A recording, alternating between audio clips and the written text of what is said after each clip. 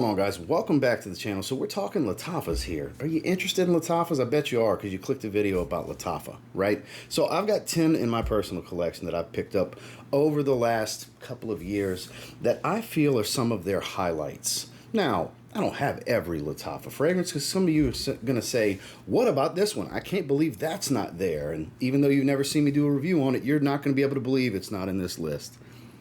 I see those comments. I read those comments.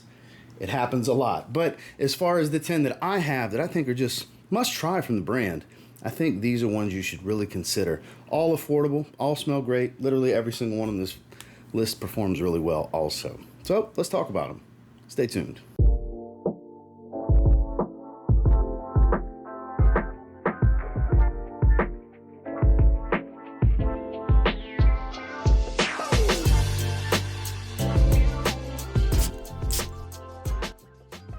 So one of their bang for your buck bargain fragrances, and I say that because you can get it under $20. You'll see people online comparing it to Bleu Electrique, and it's a little more aquatic than that, but I guess I can understand kind of the way the cardamom comes across. How people would get a little bit of La Nuit de l'Homme Bleu Electrique from it. We're talking about Ejaazi Intensive Silver. You can get this one for $15 to $20 from most discounters online. It is an above average performer in that 8-hour range, and it's just delightful. Like I said, it's aquatic without being real salty. You do get a little bit of like a minty green feel from the cardamom, not just pure spice and powder. That's why it's kind of odd for the relation to La Nuit de l'Homme and Bleu Electrique, both the original and the Bleu Electrique flanker, but I get a little bit of a tie into it. But this is more its own fragrance. It's all about, like I said, it's got almost this like fruity, minty green-like tone. The way the top note comes across, nice and watery without being just too fresh water. You know what I mean? Like that too aquatic, super fresh kind of stuff. Like it adds a freshness, but it doesn't overtake the fragrance to where that's the focal point. And then aromatics are tied into it as well. A little bit of soapiness. There's a nice muskiness to it. It's actually a really good fragrance that doesn't get a lot of spotlight, though for the money and what you get from performance and scent, it totally should. It's Ejaazi Intensive Silver. Now, don't get me wrong, the original Khamrah is great, but to me, getting Khamrah Qawwa is the way to go, because you literally take Khamrah, and you add coffee, and here you go. Now, I did get this one when it came out right around the latter portion of winter, and then it got hot. I live in the Gulf Coast, not really ideal weather, but I did get to wear it twice before it got too hot to wear. And man, this smells really good. It's literally got that enhanced, like super ambery, mega sweetness of the original, not near the spice of an angel share, but I still get kind of that marshmallow, crystallized coconut kind of oddball sweetness that I get from Khamrah, plus this rich coffee note. Like the color is very fitting. It's like they threw a dash of coffee in the exact same fragrance. Phenomenal performance as well. If you're looking for a monster in longevity and sillage, here you go. You can get this one for a really good price. Coffee lovers, sweet fragrance lovers, you're not going to want to miss this one. It's Khamrah Qawwa. As far as all you vanilla lovers that kind of like a little bit of Nichané's Anis, like I don't know if this is supposed to smell similar to a specific fragrance. I don't know of one particular fragrance it smells like, but if you like spice, woods, and vanilla, you'll probably like Honor and Glory in their Bade'e al-Oud line. This is one of their best fragrances that I've smelled. Period, end of story. If this was ranked, this would be 1 or 2, at least 2. This is so good. It's got this turmeric note, like I said, woody, vanillic, a touch of powder, a hint of spices. It is really, really good. Phenomenal performance as well. Deliciously creamy, but not too thick. I wouldn't want to wear this one in super high heat, but I think like, you know, warmer spring weather, warmer fall days, like early fall, I think you can still get away with this one during the day. Great in the evenings, great for a casual night out, dinner dates and such. Just great. Perfectly unisex, I think. If anything, it's got a little bit of a masculine lean to me. I've seen people say it's way too feminine to them. I think you just don't like sweet fragrances if you think this one's all that feminine, but hey, to each their own, because there's others on this list that are way more feminine than this one that I still don't think are all that feminine. So teach their own, take it with a grain of salt. Sample when you can. Not always that easy with Lattafa, but one of their best offerings, hands down, I think most can agree, is Bade'e al-Oud Honor and Glory. This is kind of in the vein of Mahir. This is a monster performer on my skin. I mean, literally the strongest fragrance in this video for me personally. A little bit of a mossy green, earthy tone with heavy, heavy saltwater aquatic. Lattafa's Atlas, recently reviewed this one. Thick glass, hefty cap. You get a lot for your money here with presentation and performance. Super sea salt heavy. Salty. Like I feel myself dehydrating. Like I need some potassium. Like I need to balance the electrolytes here. Because this is just sniffing this heavy salt. So keep that in mind. Some people, that's a turnoff. That's why I always make sure to accentuate just how salty this fragrance is for me. Because I got to be in the mood for it. I'm not always in the mood for this level of salt. Like an Epsom salt bath kind of saltiness. Yes, Gulf of Mexico saltwater kind of saltiness. So it's that level of marine aquatic. Not loads of citrus, but there's tons of freshness here. And then again, that earthy green, spicy oak moss tone that I spoke of does give it a lot of body and depth to where it's just not this heavy marine accord, but there is a dominating marine accord. That's why I made a big deal about it. Performance is phenomenal. If you're looking for a monster that people will smell you 3 states over, you might want to check out Lattafa's Atlas. Just like I said about Ejaazi Intensive Silver, in the sub $20 price point, this one's kind of a no-brainer to roll the dice on and take a shot with when it comes to Lattafa. This is Qaed Fursan. This is ripe, juicy pineapple, spicy saffron, and woods. This is so good. God, this is so good. We'll give a little half spritz on the hand. So good. You really can't go wrong here. People will relate it as kind of a hybrid of Amethyst and Baccarat Rouge 540 because of the pineapple and the saffron. And a little bit, sure. But I wouldn't say directly that fragrance mixed with that fragrance equals this fragrance. Elements of it, sure. Relatable, sure. Exactly, definitely not. Not in my opinion. But great. Oh, yeah. That's why this one's on the list, and that's why I say this is one that's kind of worth rolling the dice on. Is there a guarantee you're going to like it? Absolutely not. That goes with every fragrance. There's no guarantees you're going to like any fragrance. So it's a risky blind buy. Every blind buy is a risky blind buy, even if it's $15 or $16, but you could do a lot worse. You really could. This is one of those rare times that I'm like, screw it, give it a shot if it sounds interesting. Just know that you might not like it, and then you might be like, oh, God, I'm so glad I grabbed this. What a steal it is in the $15 and $20 price point, because that's sure as hell how I feel about it. It's Lattafa Qaed Fursan. Next, this is an absolute hype beast, okay? For $20 to $25 range, Lattafa Asad, you've heard about it before more than likely. It's kind of like Sauvage Elixir, but not exactly Sauvage Elixir. It's like, I would say 75–80% of the scent profile. There's pineapple and coffee and iris that I don't get that are different notes in here, but they do add a different level of light freshness in the top that I don't necessarily get from Sauvage Elixir. That's still a heavier, deeper fragrance, but you still get all that warm spice, woodiness, aromatics. The core of what makes Sauvage Elixir so good is indeed here, and it's a phenomenal performer. This is a straight-up beast on my skin. So, in my opinion, the hype is warranted. Not everybody will agree. That goes with every fragrance, but there's a reason this gets tons of love, because you might want to give it a shot. It's actually really, really good for your money. It's Lattafa Asad. Now, this is the fragrance I was referring to earlier that's way more feminine than Honor and Glory, and it's in the same line. It's Honor and Glory Sublime. So this smells like Hawaiian Punch and Rose. This is similar to Kayali's Juicy Apple, Eden Juicy Apple or something like that. I've never smelled the original, and I don't care to because this is so good. This literally blew me away. Like, it literally left me speechless when I was sniffing it for the first time in a live stream.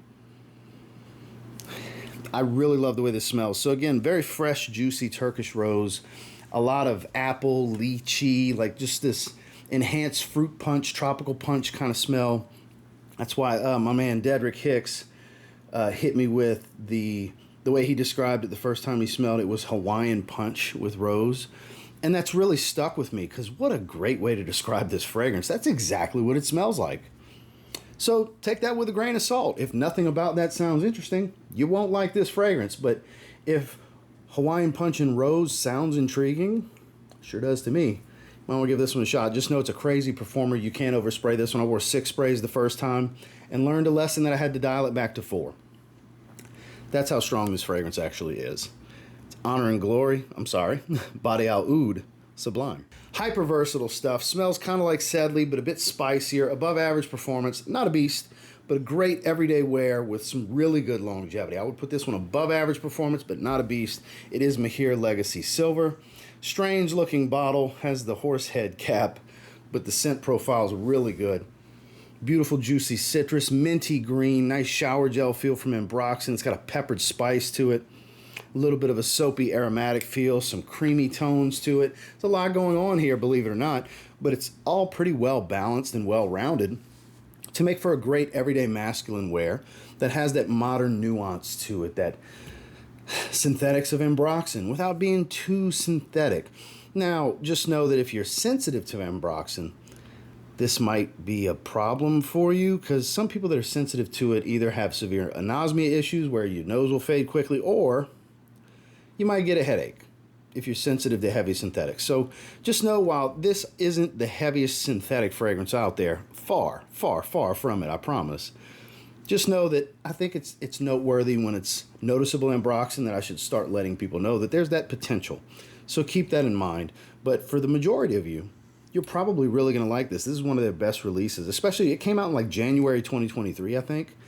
This is one of their best releases of last year, easily. Best releases to date, honestly. It's worth checking out. If you're looking for a great everyday wear, check out Mahir Legacy Silver. Now, I would consider this one very situational and not for everyone. This is kind of like Atomic Rose from Initio. Very rich, jammy, slight earthy, spiced. This is Bade'e Amethyst. It's a very situational fragrance for me as well, because it's a thick, thick, jammy, super sweet rose. Super intoxicating. You gotta like rose. We got two heavy rose fragrances here. One's wildly fresh, one's super thick, cold weather only. That's what this one is. I get a nice spicy tone, ambery elements to this one. Again, it's almost like a raspberry jam kind of thickness to the way this rose smells with the accompanying notes, the way they thicken this fragrance up.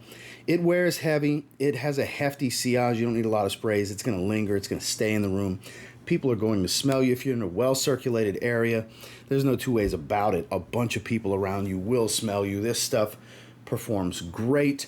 Close enough to Atomic Rose, both in, there's a step down in quality versus the niche fragrance, obviously. But as far as the profile, I feel like they got pretty accurate here. I would call it in the realm of 90+% accurate. I'm not a big Initio guy. This really does the trick for me. This is one of those fragrances that I think's so good that I'm not going to bother with the original. And that's rare for me. Most of the time I would say the original's still way better. And though the original is indeed still better, not so much better to me that I don't think this does the trick, and I don't need Atomic Rose. And you might feel the same way. Bade'e Amethyst. One of the most polarizing releases of 2024. Some people can't stand it because it gets hyped. So they have a super high expectation, and then when they get it, if it doesn't meet that crazy high expectation, it's trash, it's garbage, it's overhyped. I think that's crazy. Don't set too high of an expectation on something you've never tried. Go into it with an open mind. You might fall in love with Asad Zanzibar. You never know. Watery, aquatic, coconut. It's a little chalky. I get a little bit of a chalky feel to it at first. I know that sounds a little off-putting, but I kind of like it. Powdery, because you get a little bit of iris. So they have incense and vanilla. Comes across as roasted tonka beans to me, even early on, and then more so in the dry down. I get great longevity. I would call it average to slightly above projection early on with, kind of average sillage. I really, really dig the way this one smells. Such a beach vibe, very tropical. Doesn't give me a hefty sunscreen smell for being based around coconut. But man, it really does the trick. This is such a great release from them. This is one of their originals. Kind of falls into that LeBeau family. Doesn't quite smell exactly like LeBeau. There's people wanting to call it LeBeau clones. Get some essential oils and work a little harder on getting your situation better. Because it's not. I don't know how you could put this side by side with LeBeau EDT and tell me they're the same fragrance. Do they share elements? Sure. It's an aquatic, kind of marine-based coconut fragrance. There's elements they're going to share, but they're in no way the same fragrance, but they definitely do the exact same job. And for the money, this might be better. Then again, maybe dropping the $80-ish on the 4.2 ounce LeBeau might be better for you. I have both. I love both. But they do indeed do the same job. You wear them in the same situations. this performs better, I will say. And it's gotten really cheap. This is like low $20 price point now. You can really get this one cheap. I bought it for $50 as a pre-order from Lattafa. I wanted it so bad. I actually pre-ordered it from Lattafa. And I still have no qualms about it. I knew if I waited it would get cheaper, but I didn't want to wait. $50 is still cheap when it comes to fragrances. But man, don't believe me. Don't believe anyone else on the internet. Just if it interests you, take a shot on it if you feel like it's worth dropping $23 or whatever it's going for in the link below, 24, $25. Take a shot if it interests you. Go into it with an open mind and without some ridiculous expectation or both high or low. Just kind of fall somewhere in between that, you know, I have a feeling I'm going to like it. And you know what? You probably will. And it's probably going to exceed that expectation if you go into it realistic. Does that make sense? Because the internet can really jade you one way or another. And that includes fragrance reviewers and content creators such as myself. Like, if I get really excited about something, maybe you'll have a really high expectation if you value my opinion or have a similar taste to mine. And then boom, now it's way up here. So now you're expecting up here. And you might feel here about it, and then now it's trash, even though that's actually really good. Does that make sense? Just trying to provide some perspective, because this online community can really fuck with people's heads. So keep that in mind. Have an open mind if you blind buy any of these 10 and take a shot, because just know blind buying is risky. We're all adults here. Don't blame others for your purchases. If you end up not liking them, just know that there's that risk that just because I'm saying these 10 are great doesn't mean you will. Well, that's the 10 I wanted to cover. I personally think these are all must-tries and highlights of the House of Lattafa. There's a ton of fragrances out there. You're going to see people chiming off in the comments about what about this one. I think it's this. I would add this to the list because they're personal favorites of theirs. Because Lattafa does do some really good work. Whether it's their original stuff, their inspired fragrances, their hybrids, their twists. They got a lot of stuff that's really affordable, perform really well. Something for everybody, both women's line, men's line, unisex stuff. They got it going on, I gotta say. And until next time, do me a real quick favor, go ahead and like, comment, subscribe, because I do appreciate all the feedback and I love hearing from you guys. Of the 10 that I featured in this video, what are you familiar with? What have you tried? What do you own? What do you think about them? Let me know down below. And until next time, I will say if you get your hands on any of the 10 that I featured here and you give them a spray now, you might end up thanking me later. Have a good one, guys.